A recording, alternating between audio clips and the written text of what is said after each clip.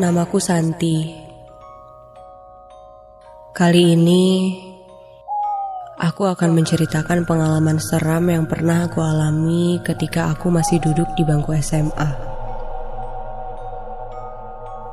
Ketika itu, aku baru saja masuk ke salah satu SMA swasta di kota Bandung. Tepatnya berada di Jalan Cikutra. Sama seperti setiap sekolah pada umumnya, ketika pertama masuk sekolah, semua siswa dan siswi wajib mengikuti masa orientasi siswa atau yang sering kita sebut dengan MOS. Dan kebetulan saat itu, kegiatan MOS yang diadakan di sekolahku dilaksanakan di dua tempat yang berbeda. Seminggu pertama MOS diadakan di lingkungan sekolah, dan puncak MOS-nya dilaksanakan di luar sekolah.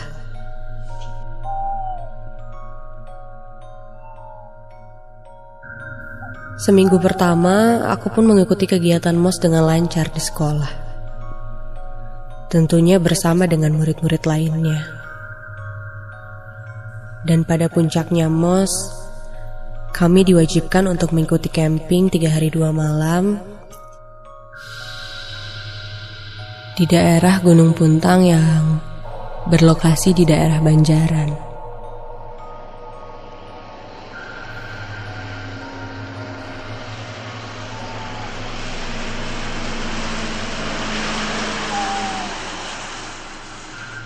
Ku ingat sekali,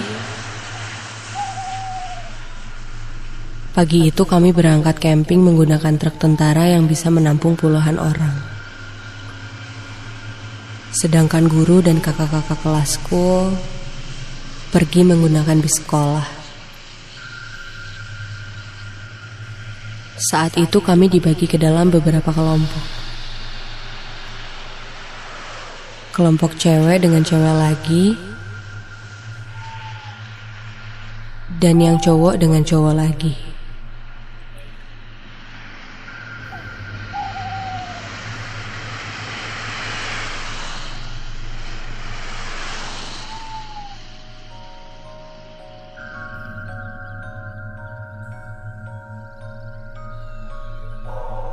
Satu kelompok terdiri dari 10 orang. Dan total kelompok satu angkatan saat itu sekitar 20 kelompok. Ketika sampai ke tempat camping, kulihat jam menunjukkan pukul 1 siang. Kami pun langsung mendirikan tenda yang sudah disediakan dan segera merapikan barang-barang bawaan yang sudah diperintahkan. Dan saat itu, kebetulan aku kebagian tugas untuk membawa perlengkapan memasak.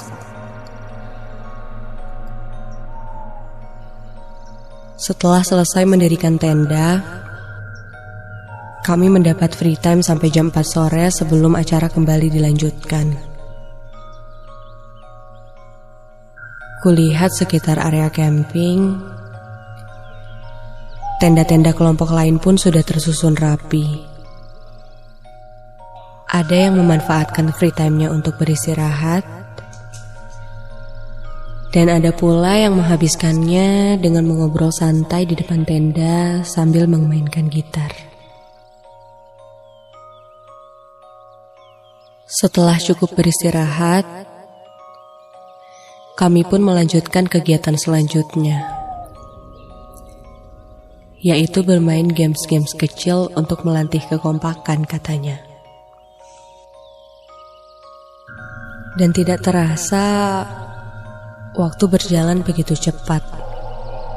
Sampai akhirnya waktu maghrib, kami semua dipersilahkan untuk istirahat kembali sambil melaksanakan sholat maghrib. Sekitar jam 8 malam, kami kembali kumpul di area lapangan untuk mendengarkan renungan yang diberikan oleh kakak kelas sambil menyalakan api unggun.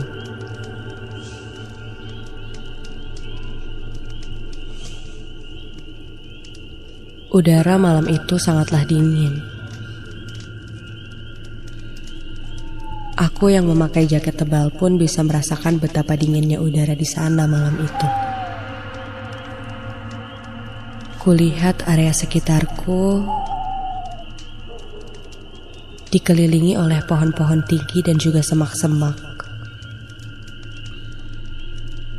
Minimnya pencahayaan di sana membuatku tidak bisa melihat dengan jelas. Hanya penerangan dari api unggun saja yang terlihat jelas malam itu. Sampai ketika aku sedang mencoba fokus untuk mendengarkan renungan malam itu, entah kenapa mataku tertuju pada arah atas pohon yang lumayan tinggi dan berada di samping kananku.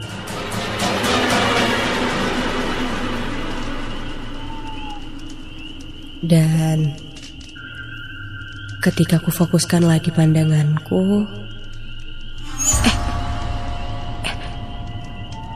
apaan tuh?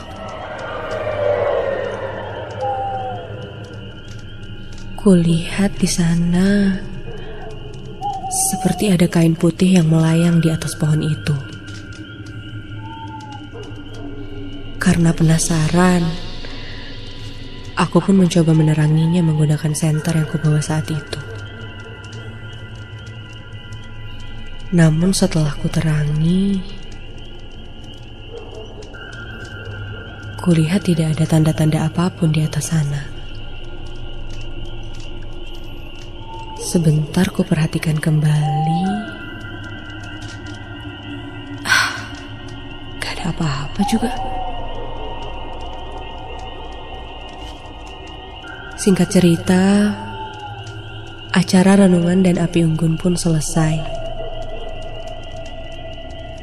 Kami pun dipersilahkan untuk kembali ke tenda masing-masing dan segera tidur. Sesampainya di tenda, aku merasa cukup lelah dengan kegiatan games tadi sore. Tanpa sadar, akhirnya aku pun terlelap tidur.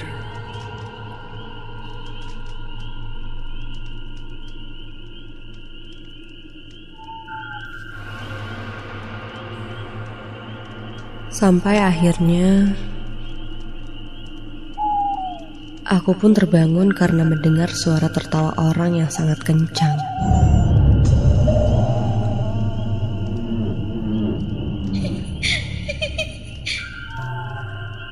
Asal suara tersebut tepat berada di area tendaku.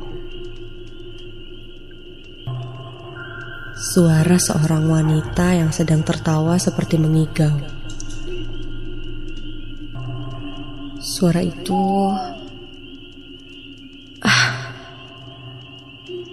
itu sangat menggangguku.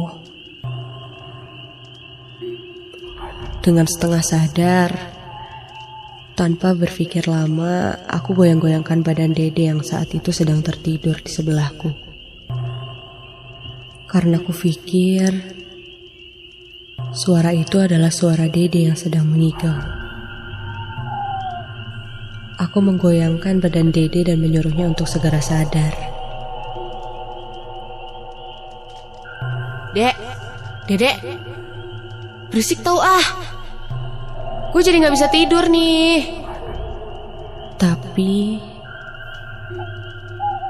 saat ku goyahkan tubuh Dede,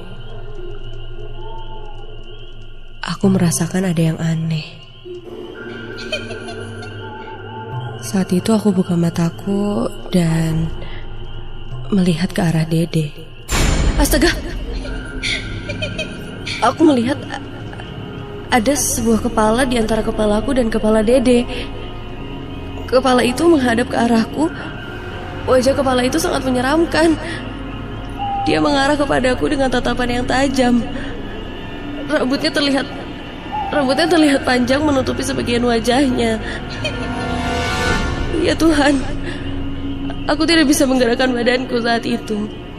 Sekarang, aku dan sosok itu saling bertatapan. Kepala tanpa badan itu kini sangat dekat denganku. Aku hanya dapat berteriak tanpa dapat menggerakkan badanku sama sekali. Dek, Dek, Dek tolong. Sambil menutupkan mataku, lalu aku mendengar suara kerumunan orang menghampiri tendaku. Ketika ku buka mata, kulihat beberapa orang dari kakak kelas dan guru-guru sudah mengelilingiku.